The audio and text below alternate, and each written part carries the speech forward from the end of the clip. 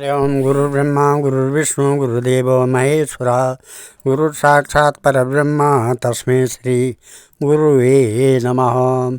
आदो देवकी देवगर्भजननं गोपीगिरिवर्धनं मायापूतन जीवतापहरणं गोवर्धनोद्धारणं कंसच्छेदनकौरवादिहननं कुन्तीसुतापालनम् एतत् श्रीमद्भागवतं पुराणकथितं श्रीकृष्णलीलामृतं निगमकल्पतरोर्गलितं फलं शुकमुखाद्रव अमृतसंयुतं पिबत भागवतं रसमालया मुहुरहो रसिका भूरि भावका। भगवान श्री कृष्णचंद्र नारायण जी के चरण कमलों में नतमस्तक होकर के हम ये श्रीमद्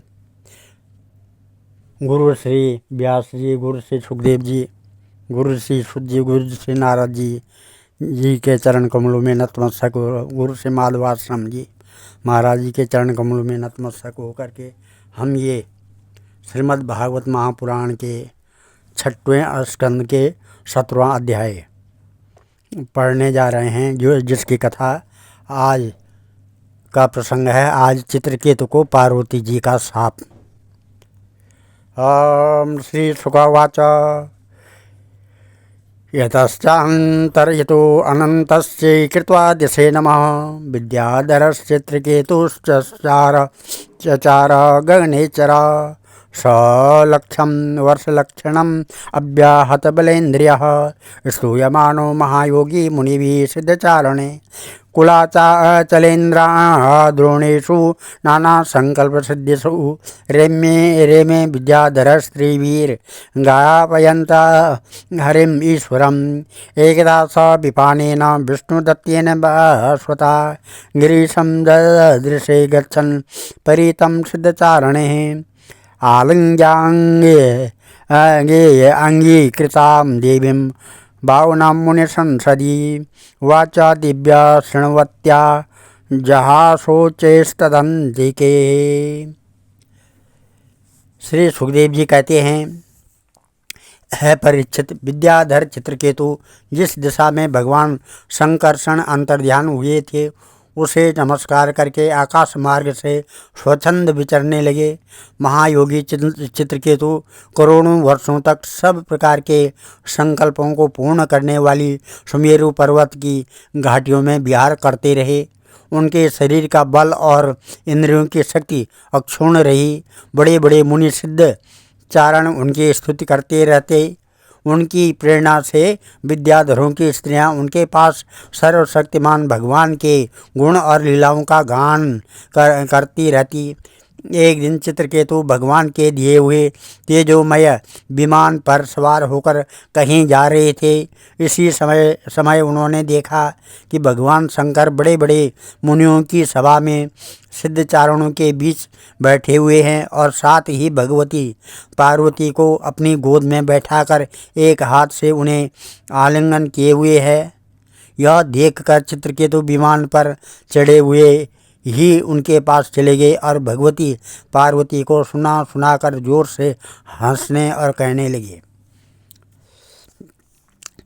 चित्रकेतुर्वाच एष लोकगुरु साक्षात् धर्मवक्ता शरीरिणाम् आसे मुख्या सभायां वे मिथुने भूय भार्या जटाधरस्त्रीव्रत तपा ब्रह्मवादी सभापति अंकीकृत स्त्रियं चास्ते गताये प्राकृतो यथा प्रायश प्राकृतास्यापि स्त्रियं रहसि बिभ्रति अयं महाव्रतधरो बिभर्ति सदसि स्त्रियम्।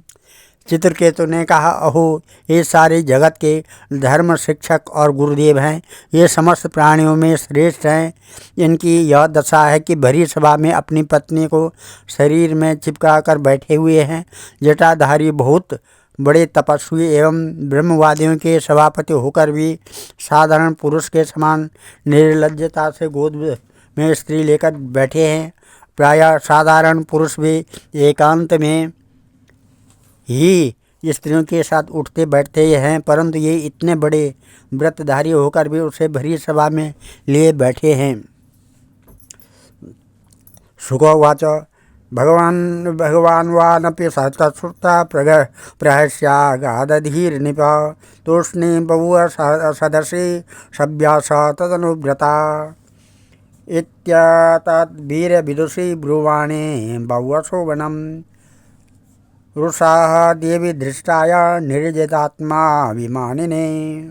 श्री सुखदेव जी कहते हैं कि यह परीक्षित, भगवान शंकर की बुद्धि अगाध है। चित्रकेतु का यह कटाक्ष सुनकर वे हंसने लगे, कुछ भी बोले नहीं।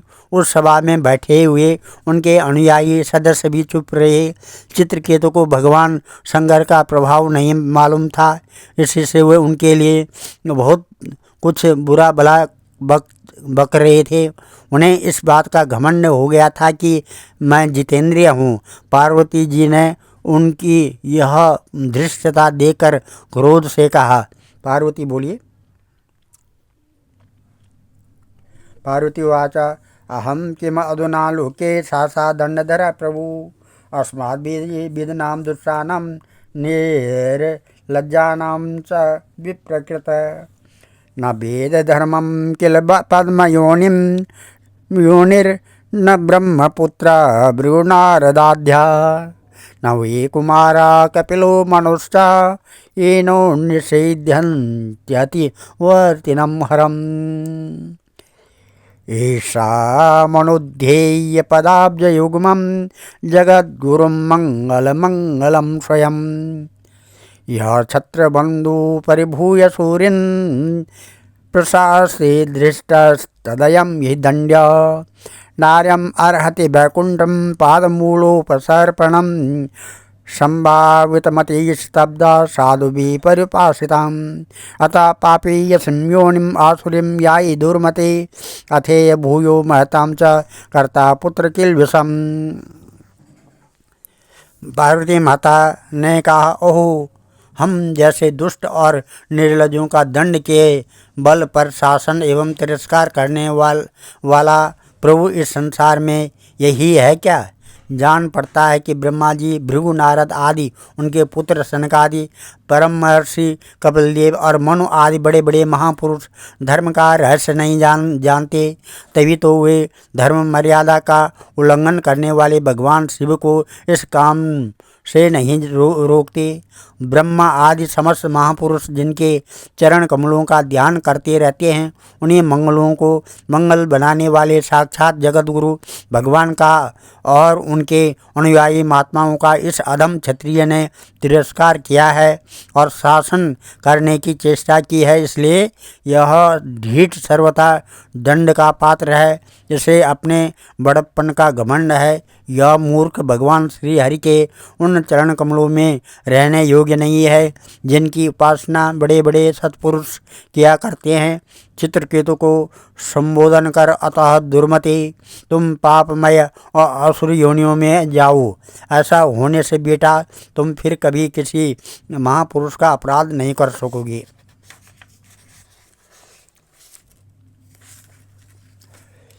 श्री सुखदेव जी कहते हैं, एवं सप्ता चित्रकेतुर्विमानं दवर्यसा प्रसादयामास सरतिं मूर्धां नम्रेण भारता। श्री सुखदेव जी कहते हैं, परीक्षित, जब पार्वती जी ने इस प्रकार चित्रकेतु को शाप दिया तब वे विमान से उतर पड़े और सिर झुकाकर उन्हें प्रसन्न करने लगे। चित्रकेतु ने कहा, प्रतिगृह्णामि ते शापम् आत्मनो अंजलि अंबिके देवे मर्त्याय यत्र प्रोक्तं पूर्वादिष्टं हितस्य तत् संसार चक्र एतस्मिन् जन्तुरज्ञानमोहिता भ्राम्यन् सुखं च दुःखं च भुक्ते सर्वदा नैवात्मा च परस्यापि कर्ता स्यात् सुदुःखयो कर्तारं मन्यते प्राज्ञ आत्मानं परमेव च गुणप्रवाह एतस्मिन् क शापः क अनुग्रह क स्वर्गो नरको को वा किं सुखं दुःखमेव वा। एकाश्रयते भूतानि भगवानम् आत्मा येषां बन्धं च मोक्षं च सुखं दुःखं च निष्फला न तस्य कश्चिद् प्रतीपो न ज्ञातिर्बन्धुर्न परो न च स्वः समस्य सर्वत्र निरञ्जनस्य सुखे नरो रागः कुत एष रोषः तथापि तत्शक्ति विसर्ग एषां सुखाय दुःखाय हिताय बन्धाय मोक्षाय च मृत्युजन्मनो शरीरिणां संसृते वकल्पते अथ प्रसादे च न त्वं शापमोक्षाय भामिनि यन्मन्यसे असाधुक्तं मम तत्सम्यक्तां सति। इस प्रकार से चित्रकेतु ने कहा, माता पार्वती जी, मैं बड़ी प्रसन्नता से अपने दोनों हाथ जोड़कर आपका शाप स्वीकार करता हूँ, क्योंकि देवता लोग मनुष्यों के लिए जो कुछ कह देते हैं वह उनके प्रारब्धानुसार मिलने वाले फल की ये पूर्व सूचना मात्र होती है। देवी, वह जीव अज्ञान से मोहित हो रहा है और इसी कारण इस संसार चक्र में भटकता रहता है तथा सदा सर्वदा सर्वत्र सुख और दुख भोगता रहता है। माता जी, सुख और दुख को देने वाला न तो अपना आत्मा है और न कोई दूसरा। जो अज्ञानी है वही अपने को अथवा दूसरे को सुख दुख का कर्ता माना करते हैं। यह जगत सत्व रज आदि गुणों का स्वाभाविक प्रभाव है। इसमें क्या शाप, क्या अनुग्रह, क्या स्वर्ग, क्या नरक और क्या सुख, क्या दुख। एकमात्र परिपूर्णतम भगवान ही बिना किसी की सहायता के अपनी आत्मस्वरूपिणी माया के द्वारा समस्त प्राणियों की तथा उनके बंधन, मोक्ष और सुख दुख की रचना करते हैं। माता जी, भगवान श्री हरि सब में सम और माया आदि से मल से रहित हैं। उनका कोई प्रिय अप्रिय, जाति बंधु, अपना पराया नहीं है। जब उनका सुख में राग ही नहीं है तब उनमें रागजन्य क्रोध हो ही कैसे सकता है। तथापि उनकी माया शक्ति के कार्य पाप और पुण्य के ही प्राणियों के सुख दुख, हित अहित, बंध, मोक्ष, मृत्यु, जन्म और आवागमन के कारण बनते हैं। पति प्राणा देवी, मैं शाप से मुक्त होने के लिए आपको प्रसन्न नहीं कर रहा हूँ। मैं तो यह चाहता हूँ कि आपको मेरी जो बात अनुचित प्रतीत हुई हो उसके लिए क्षमा करें। सुखदेव जी कहते हैं, इदं प्रसाद गिरीशो केतुररिन्दम जगाम स्वाभिमानेन पश्यतो स्वयतोस्तया ततस्तु भगवान रुद्रो रुद्राणीम इदम अब्रवीत देवर्षि दैत्यसिद्धानां पार्षदानां च शृण्वताम्। श्री सुखदेव जी कहते हैं,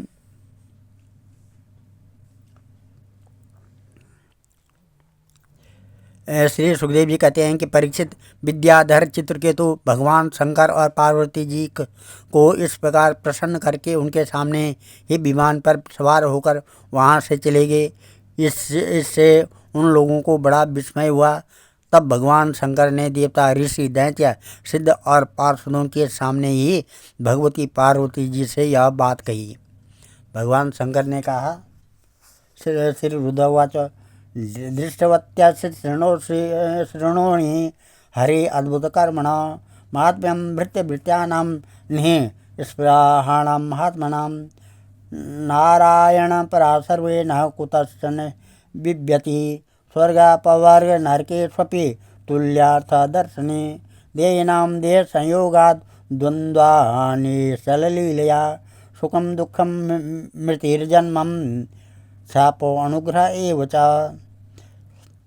आविवेकः कृतः पुंसो यार्थभेदा युवात्मनि गुणदोष विकल्पस्य विदेव स्वस्त्रीवत्कृता वासुदेव भगवती भक्ति उद्धतं नृणां ज्ञान वैराग्य वीर्याणां नेह कश्चिद् विपाश्रया नाहं विरंचो न कुमार नारदो न ब्रह्मपुत्र मुनिय सुरेशा विदामयस्ते हितं हितमंस कांसका न तत्स्वरूपं पृथगी समानिना न हर्षास्ति प्रिया काचित् न प्रिया स्वा परोऽपि वा आत्मा त्वात् सर्वभूतानां सर्वभूतप्रियो हरि तस्य चायं महाभागा चित्रकेतु प्रियोऽनुगा सर्वत्र समदृक् शान्तो ह्ययं चैवात्य अच्युत प्रियः तस्मान् विस्मयाकारं पुरुषेषु महात्मसु महापुरुषस्य भक्तेषु शांतेषु समदर्शिषु। श्री शंकर भगवान कहते हैं, सुंदरी दिव्य लीला बिहारी भगवान के निष्प्रिय उदार हृदय दासानुदासों की महिमा तुमने अपनी आँखों देख ली है। जो लोग भगवान के शरणागत होते हैं वे किसी से भी नहीं डरते, क्योंकि उन्हें स्वर्ग मोक्ष और नरक में भी एक ही वस्तु के केवल भगवान के ही समान भाव से दर्शन होते हैं। जीवों को भगवान की लीला से ही देह का संयोग होने के कारण सुख दुख जन्म मरण शाप अनुग्रह आदि द्वंद्व प्राप्त होते हैं। जैसे स्वप्न में भेद भ्रम से सुख दुख आदि की प्रतीत होती है और जागृत अवस्था में ब्रह्मवश माला में ही सर्प बुद्धि हो जाती है, वैसे ही मनुष्य अज्ञानवश आत्मा में देवता मनुष्य आदि का भेद तथा गुण दोष आदि की कल्पना कर लेता है। जिनके पास ज्ञान और वैराग्य का बल है और जो भगवान वासुदेव के चरणों में भक्तिभाव रखते हैं, उनके लिए इस जगत में ऐसी कोई भी वस्तु नहीं है जिसे वे हेय या उपदेय समझकर राग द्वेष करें। मैं ब्रह्मा जी, शनक आदि, नारद, ब्रह्मा जी के पुत्र भृगु आदि मुनि और बड़े बड़े देवता कोई भी भगवान की लीला का रहस्य नहीं जान पाते। ऐसी अवस्था में जो उनके नन्हे से नन्हे अंश हैं और अपने को उनसे अलग ईश्वर मान बैठे हैं, वे उनके स्वरूप को जान ही कैसे सकती हैं। भगवान को न कोई प्रिय है न अप्रिय, उनका न कोई अपना है और न पराया। वे सभी प्राणियों के आत्मा हैं, इसलिए सभी प्राणियों के प्रियतम हैं। प्रिय यह परम भगवान चित्रकेतु उन्हीं का प्रिय अनुचर शांत एवं समदर्शी है और मैं भी भगवान श्री हरि का ही प्रिय हूँ। इसलिए तुम्हें भगवान के प्यारे भक्त शांत समदर्शी महात्मा पुरुषों के संबंध में किसी प्रकार का आश्चर्य नहीं करना चाहिए। श्री सुखदेव जी कहते हैं, यम श्रुता भगवता शिवस्योम अभिभाषितम बभूव शांतधि राजन देवी विगत विस्मया इदं भागवतो देव्या प्रतिसप्तो मलं तम मूर्ना संजगृहे शापम एतावत्साधुलक्षणां यज्ञे त्वसो दक्षिणाग्नो दानवीं योनिमाश्रिता वृत्ता इत्याभिः विख्यातो ज्ञानविज्ञानसंयुता एतते सर्वम् आख्यातं यन्मां त्वं परिपृच्छसि वृत्तस्यासुरजाते स कारणं भगवत्मते इतिहासम् इमं पुण्यं चित्रकेतुर्महात्मनो महात्म्यं विष्णुभक्तानां श्रुत्वा बन्धः विमुच्यते। य एतत् प्रातरुत्थाय श्रद्धया वाग्यता पठेत इतिहासं हरि स्मृत्वा न याति परमं गतिम। श्री सुखदेव जी कहते हैं कि है परीक्षित, भगवान शंकर का यह भाषण सुनकर भगवती पार्वती की चित्तवृत्ति शांत हो गई और उनका विस्मय जाता रहा। भगवान के परम प्रेमी भक्त चित्रकेतु भी भगवती पार्वती को बदले में शाप दे सकते थे, परंतु उन्होंने उन्हें शाप न देकर उनका शाप सिर चढ़ा लिया। यही साधु पुरुष का लक्षण है। यही विद्याधर चित्रकेतु दानव योनि का आश्रय लेकर त्वष्टा के दक्षिण अग्नि से पैदा हुए। वहाँ इनका नाम वृतासुर हुआ और वहाँ भी ये भगवत स्वरूप के ज्ञान एवं भक्ति से परिपूर्ण हो रहे। तुमने मुझसे पूछा था कि वृतासुर का दैत्य योनि में जन्म क्यों हुआ और उसे भगवान की ऐसी भक्ति कैसे प्राप्त हुई, उसका पूरा विवरण मैंने तुम्हें सुना दिया। महात्मा चित्रकेतु का यह पवित्र इतिहास केवल उनका ही नहीं, समस्त विष्णु भक्तों का महात्म्य है। इसे जो सुनता है वह समस्त बंधनों से मुक्त हो जाता है।